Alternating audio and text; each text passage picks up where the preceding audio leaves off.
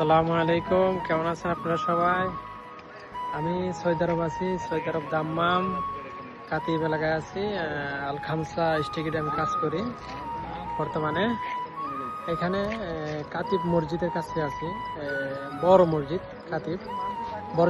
বড় মসজিদ করলে পরে সবাই চিনবো কাতিব।